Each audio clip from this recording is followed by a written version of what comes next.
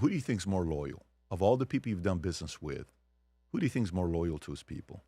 Donald Trump or anybody else you ever met? Well, okay. That's a loaded question for me because he's the only person I ever worked for in my life, other than the very first lawyer who I worked in the law firm. As I told you, I did tort litigation and medical malpractice. Other than him, I've worked for myself. I had people working for me. You've been around a lot of people. You've been around a lot of people. And you're a guy. You're also a tough guy. You're not. You're in New York, so you don't become taxi industry medallions. that's a mob. No, it's not. I don't mean mob like gangsters mob. It's not what I mean. It's a tough business. Sure. It's not like you can't be in that and be a lightweight making it. Especially in New York. Those things are very, very valuable. I think the second biggest city I would put for that would probably be Vegas, and it's not even close to. No, it's not. It's Chicago. It's it okay, was Chicago, right? So, and then Boston, Philadelphia. So meaning, if you're in that space, you better be tough, or else you're not going to make it. Yeah. So you met a lot of guys. You met a lot of people, and you look at them and say, okay, all right. Now, 2026, looking at Trump, his approval rating amongst Republicans, super high, right? Super high, 94, 92, whatever the number. Well, it's dropped down a little bit. I think it's 92%. 92%, It used to be 96. Yeah, that's insane. But even to say, if you're in the 70s, you're good. You're in the 80s, you're good. He's 92, 96. And then you're seeing. By the way, you're going to get me canceled again for making a comment, that amongst Republicans. And the funny thing is, then I'll go and I'll show them a statistic, and I'll say, but that's not me. That's the Ipsos poll that's showing it. F you, Michael, right? You're back trying to appease Donald Trump. It's incredible. I almost can't say anything that is flattering to him. It's not going to stop, though. No, it won't stop me. It's not going to stop. But it's about what are you solving for? So let me go back to it. 2026, J.D. Vance said stuff. I'm a never Trumper 10 years ago, whatever it was. When he called the him interview. America's Hitler. He did, but he said I'm a never Trumper. Like I'm never, when saying never Trumper is like I'm never doing anything with him. He's the VP, right? Rubio going back and forth, right? Ted Cruz inside working with him, right? Called him a sniveling coward. A lot of things, but the point is, he's also a guy that, hey, you come and you give respect. You're back in a circle. Let's do business together. Let's move on. And there is that side of him. And some people don't have that at all. There are people, you cross them once, you ain't never getting it. That's not him. No. So he does have a side that's, I don't know if I want to say forgiving. I don't know if I want to say, his closest guy right now is probably Marco Rubio. I mean, do you? No.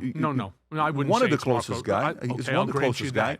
I still think one of his closest is probably Steve Witkoff. There's a history that goes back. Okay. I have a history with Steve Witkoff outside of Trump. Real estate, another guy. And our children are all friends. Wow. And so, I mean, yeah. Are you still good with Steve, or do you? If I saw him, sure. Howard Lutnick, I know Howard longer than I know Trump. My daughter and his son went to nursery school together. It's 25 years I know Howard. All right?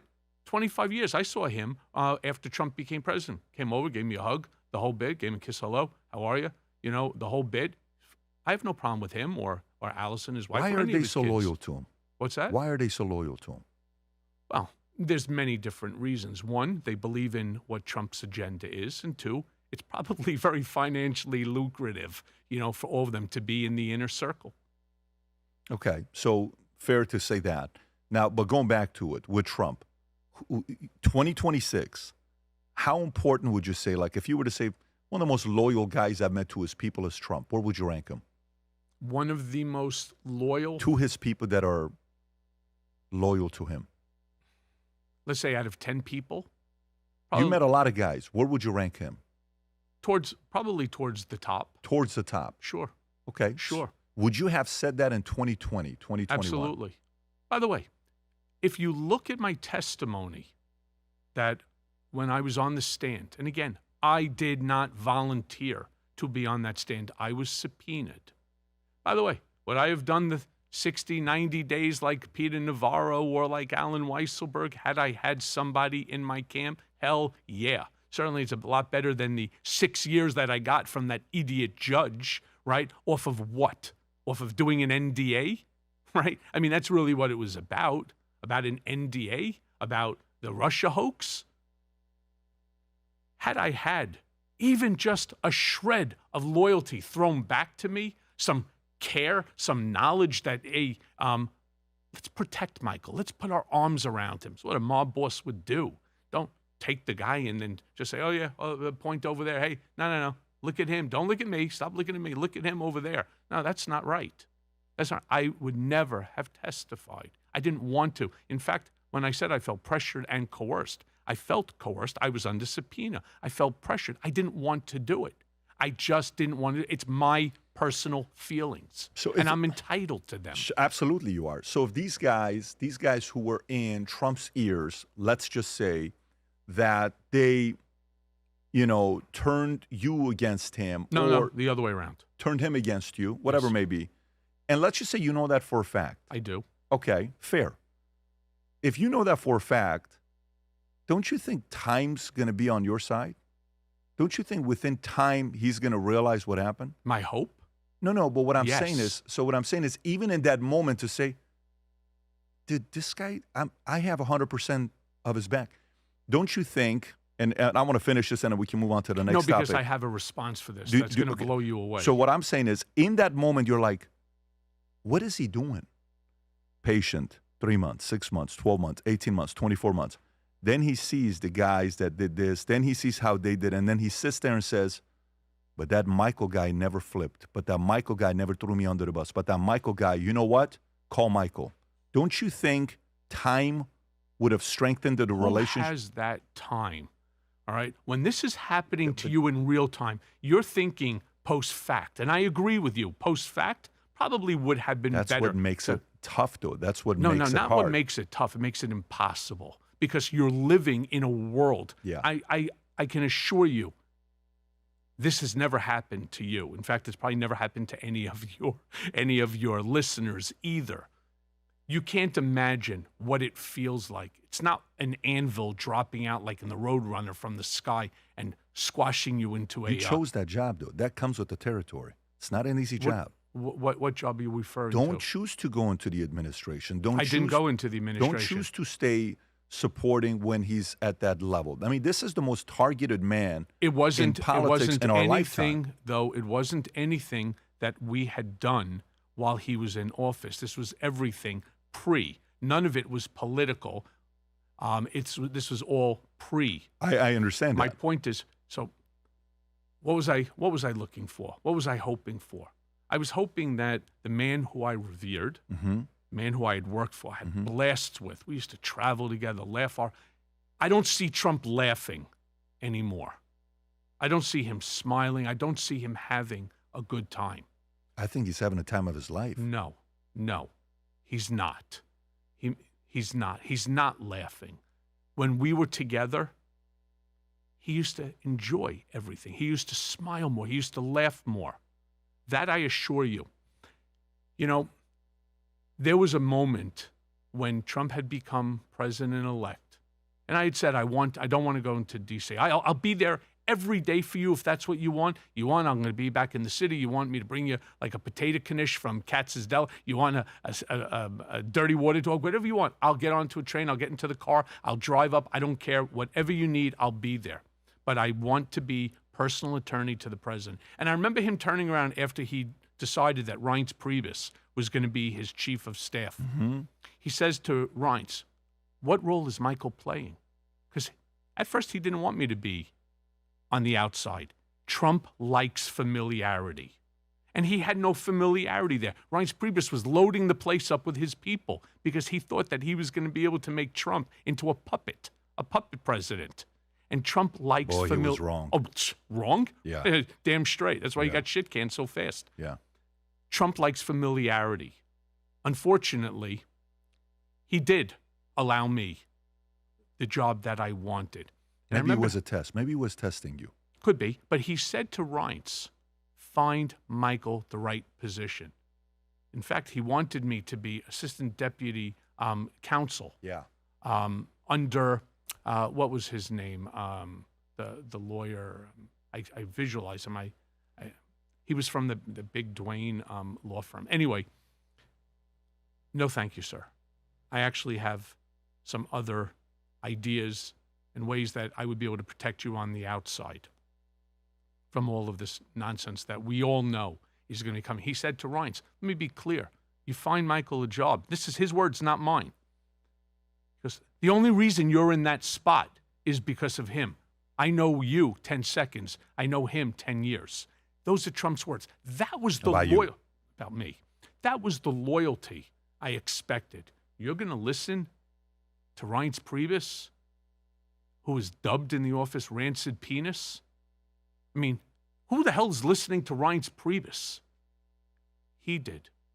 And to whose detriment? Mine. By the way, my hope is that the president is actually listening to this podcast. Turns around and says, you know what? Yeah, I missed the guy too. Give me a call. He still has my cell number. It actually was once, a Trump number. You know, right? he's the type of guy that would call. And I would take it. Have you tried? And I would take it. Have you tried calling him? I can't do that. Why? It can't. Why? Because maybe I will.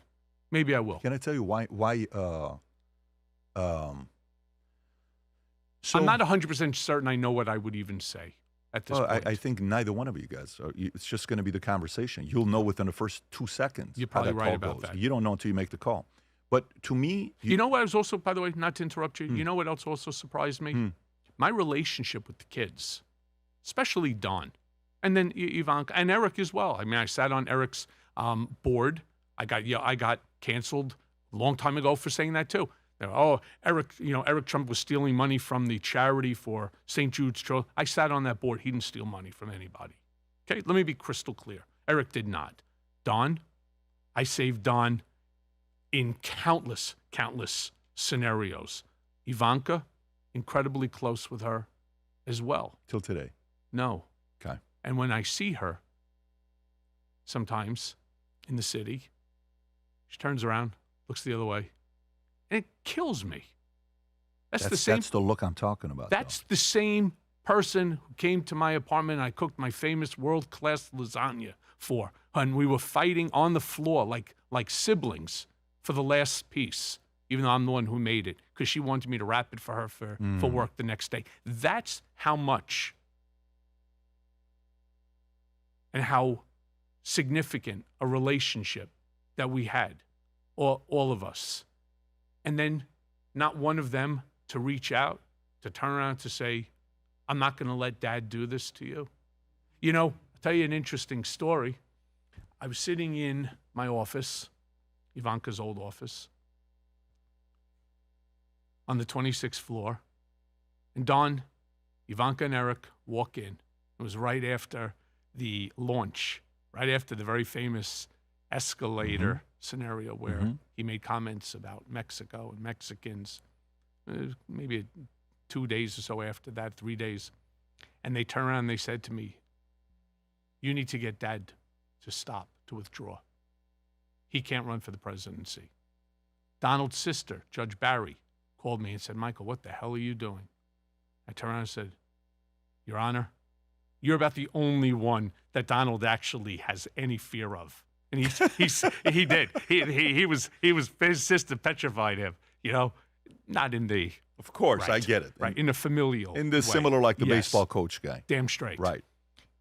They asked me to go speak to Dad and get him to withdraw. I said, no chance. He's never going to withdraw. You know it. If like, thanks to you. So their words, not mine. And if they want to be honest about it, they'll acknowledge it. Thanks to you, the legacy that we're going to be left won't be the Trump organization. It'll be the Rump organization. I said, don't be so certain. Meanwhile, they're all kicking ass right now. All right? Thanks to the Rump organization. Not one of them had the decency to pick up a phone and call. My daughter and Tiffany, as an example. I'm not surprised, though. Have been friends since they were in their early teens. Went to college together. Are you surprised? I am. Why are you surprised? Because I would. Because I would make that call. You're not Trump. You're not Trump. I never Michael. said I was, though. No, that's why you would make the call. Because, you know, I'm not surprised at all. That the kids didn't I'm pick not up? surprised at all. Okay. I'm not, in my opinion, I could be wrong, and people have their own right to write the comment and saying you're so this.